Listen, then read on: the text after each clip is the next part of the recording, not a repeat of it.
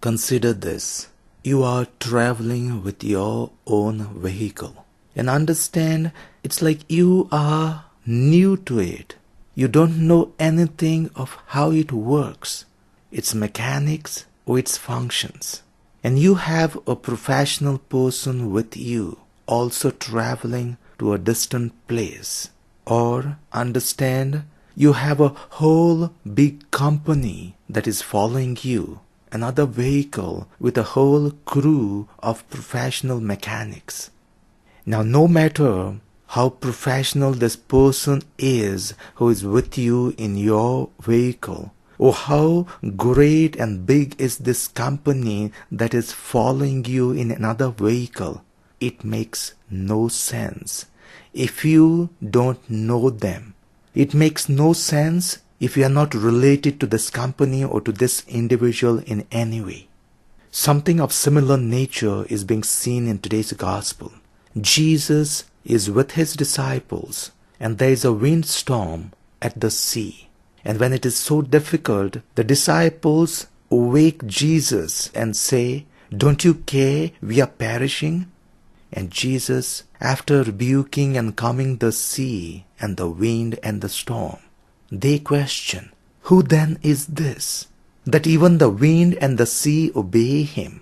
In the past, Jesus must have worked miracles, maybe on individual person and on different people, healing their diseases, casting out demons, but they have not understood and recognized the power of Jesus over the nature.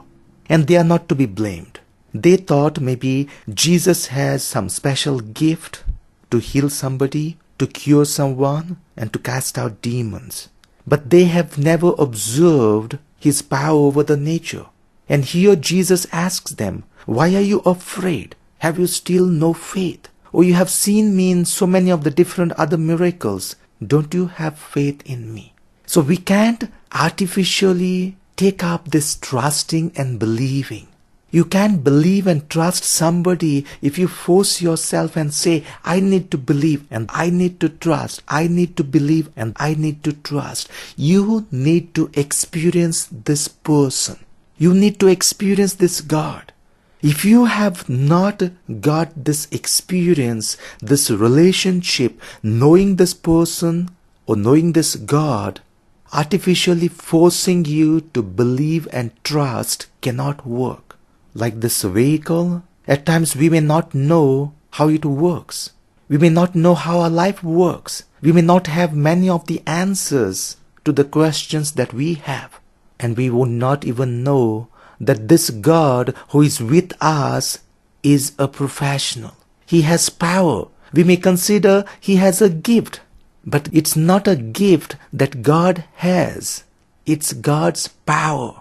It's not one thing that God has. It's God's power over everything, over each and every details, over each and every areas of our life that God has.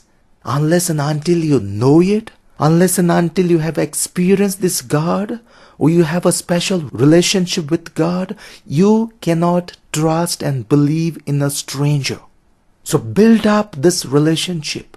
Go through all that we have. Go through all the ways in how God worked in your life, maybe in the smallest of the things. And recalling and strengthening your faith and belief and trust can only make you firm in this God. Again, Jesus would ask us, "Why are you afraid? Have you still no faith?" It cannot be unless and until we experience this God. We experience the God that we follow. So it's not just at the worships, it's not just in the books that we believe in God. We believe in a real God, not of a little gift, but a God of power.